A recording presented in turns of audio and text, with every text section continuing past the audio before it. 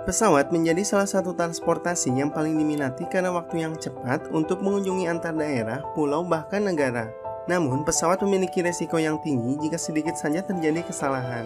Penyebab pesawat terjatuh dapat berasal dari faktor human error seperti kesalahan dalam pengecekan pesawat, pengendalian pesawat, maupun faktor dari luar seperti cuaca dan sebagainya. Beberapa kali pesawat di Indonesia jatuh dengan berbagai macam penyebab.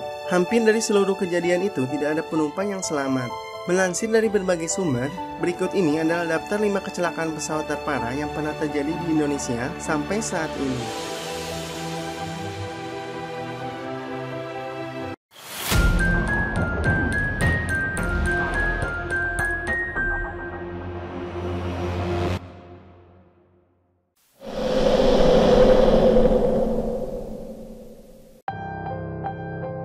Adam Air Flight 574 adalah sebuah penerbangan domestik terjadwal dengan rute jurusan Jakarta, Surabaya, Manado.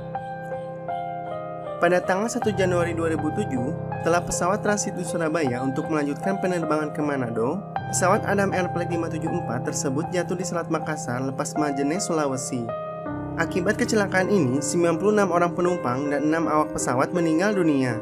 Kecelakaan ini adalah salah satu dari beberapa kecelakaan transportasi penerbangan di Indonesia yang mengakibatkan European Commission melarang seluruh maskapai asal Indonesia terbang ke Eropa pada Juli 2007 silam. Ini mengakibatkan terjadinya reformasi keselamatan transportasi skala besar di Indonesia. Pada tanggal 25 Maret 2008, Komite Nasional Keselamatan Transportasi mengumumkan penyebab kecelakaan adalah sebagai berikut. KNKT menyebut bahwa kecelakaan pesawat Adam Air ini terjadi dari kombinasi beberapa faktor. Cuaca yang buruk, kerusakan pada alat bantu sistem navigasi inersia, dan kegagalan kinerja pilot dalam menghadapi situasi darurat.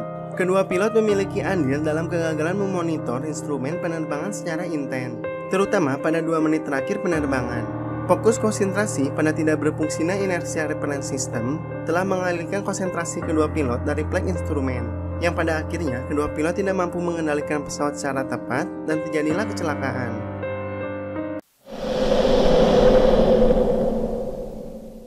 Silkair Flight 185 adalah layanan penerbangan komersial rutin maskapai penerbangan Silkair. Dengan rute penerbangan dari Bandara Internasional Soekarno Jakarta, Indonesia ke Bandara Changi, Singapura. Pada tanggal 19 Desember 1997, pesawat Boeing yang melayani rute ini mengalami kecelakaan jatuh di atas Sungai Musi, Palembang, Sumatera Selatan. Seluruh 104 orang yang ada di dalamnya terdiri dari 97 penumpang dan 7 awak pesawat meninggal dunia, termasuk pilot Su Waiming dari Singapura dan pilot Dan Kenwood dari Selandia Baru. Investigasi kecelakaan ini dilakukan oleh KNKT bersama dengan tim ahli NTSB Amerika, Singapura, dan Australia, mengeluarkan laporan yang menyatakan bahwa penyebab kecelakaan tidak dapat diketahui.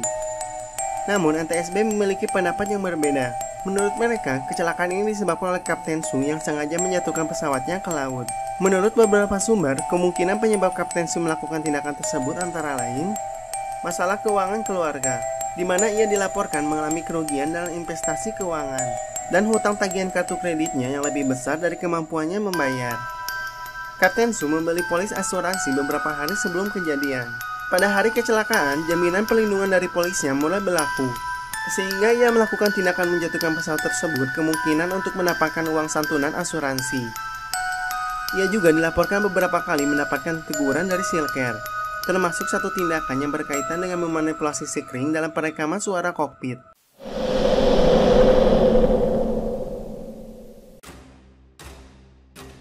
AirAsia Flight 8501 merupakan maskapai penerbangan milik Indonesia Air Asia. Ketika itu memiliki rute penerbangan dari Bandara Udara Internasional Juanda Surabaya, Indonesia, menuju Bandara Internasional Changi, Singapura. Pada tanggal 28 Desember 2014, pesawat tersebut mengalami kecelakaan jatuh di Laut Jawa dekat Selat Karimata. 155 penumpang dan 7 orang kru meninggal dunia dalam kecelakaan ini.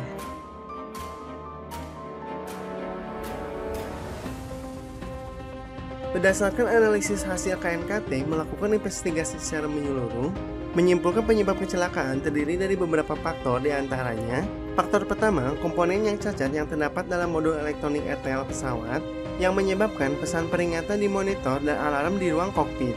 Kapten menyelesaikan masalah ini dengan melepas sekring komputer Pak 1 dan Pak 2, sehingga autopilot dan autotask pun menjadi tidak berfungsi.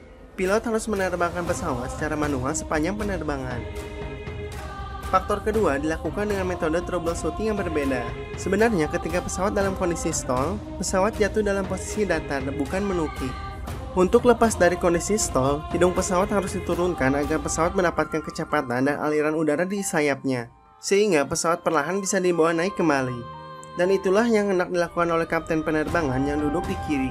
Namun, kopilot memberi input joystick yang ditarik penuh ke belakang, yang berlawanan dengan input yang diberikan oleh kapten yang mendorong joystick ke depan. Kapten salah mengucapkan perintah dengan mengatakan pull down kepada kopilotnya. Kapten seharusnya mengatakan push down agar hidung pesawat turun dan kondisi stall bisa teratasi. Faktor ketiga adalah faktor perawatan pesawat dan analisa di maskapai AirAsia yang dinilai belum optimal, sehingga masalah RTL tersebut tidak terselesaikan secara sempurna. Sebelumnya, pesawat Airbus A320 tersebut sudah mengalami kerusakan pada radar kontrol di penerbangan sebelumnya. Namun, pihak maskapai tidak serius memperbaiki kerusakan tersebut. Lion Air Flight 610 adalah sebuah penerbangan penumpang domestik dari Jakarta menuju Pangkal Pinang, Bangka Belitung. Pada 29 Oktober 2018, pesawat tersebut jatuh di Tanjung Pakis, Kabupaten Karawang. 181 orang penumpang dan 8 awak pesawat meninggal dunia. Beberapa korban antara lain ASN dari Kementerian Keuangan dan pembalap sepeda asal Italia Andrea Manfredi. Berdasarkan analisa hasil AKNKT melakukan investigasi secara menyeluruh mengatakan, FDR merekam kerusakan bahwa AOA sensor kiri yang dipasang mengalami deviasi sebesar 21 derajat. Deviasi ini mengakibatkan perbedaan menunjukkan ketinggian dan kecepatan antara instrumen kiri dan kanan di kokpit. Hal ini juga mengaktifkan stick shaker dan MCAS. MCAS membuat hidung pesawat turun secara otomatis. Karena pesawat membaca pesawat mengalami nose up stall, hal ini membuat pilot kebingungan. Karena setiap kali pilot menaikkan hidung pesawat ke atas, sistem berulang kali membuat hidung pesawat nose down. Hal ini berulang selama 26 kali sehingga membuat pesawat lelah dan jatuh. Proses investigasi menemukan bahwa desain dan sertifikasi fitur ini tidak memadai. Juga pelatihan dan buku panduan untuk pilot tidak memuat informasi terkait MCAS.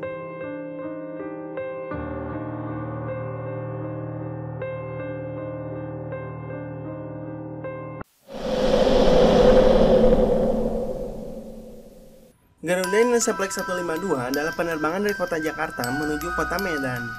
Saat hendak mendarat di Bandara Pelonia pada tanggal 26 September 1997, pesawat tersebut jatuh di Buah Nabar, Kabupaten Deli Serdang, Sumatera Utara, sekitar 32 km dari Bandara Pelonia dan 45 km dari kota Medan. Kecelakaan ini menewaskan seluruh orang di dalamnya yang terdiri dari 222 penumpang dan 12 awak pesawat. Hingga kini, tragedi ini merupakan kecelakaan pesawat terburuk dalam sejarah penerbangan Indonesia. Berdasarkan hasil investigasi NTSB, penyebab kecelakaan adalah sebagai berikut. Adanya miskomunikasi antara ATC dengan pilot di A152 ketika ATC menginstruksikan pesawat untuk berbelok ke kanan. Pesawat malah membelok ke kiri tidak sesuai dengan diperintahkan. Pesawat berada di ketinggian 1.500 kaki, padahal ketinggian pesawat saat itu seharusnya 2.000 kaki. Di dalam pesawat, pilot tahu persis posisinya berdasarkan alat navigasi dan instrumen-instrumen yang seharusnya menunjukkan berapa radial dari tujuannya secara pasti. Selain itu, pilot tahu persis ketinggian dari permukaan tanah menggunakan alat yang namanya radio altimeter. Radio altimeter ini berfungsi otomatis pada ketinggian 2.500 kaki ke bawah. Alat ini memancarkan gelombang sonar ke permukaan bumi, dipantulkan dan ditangkap lagi oleh pesawat. Pencarian itu menyebutkan berapa tinggi pesawat dari permukaan bumi, sehingga seharusnya jika semua radio altimeter berfungsi dengan baik, pilot pasti sudah mengetahui berapa ketinggian pesawatnya dari permukaan tanah. Saat kecelakaan terjadi, kota Medan sedang diselimuti kabut asap tebal akibat pembakaran hutan. Ini merupakan salah satu faktor yang menyebabkan pilot tidak dapat mengendalikan pesawat dengan baik.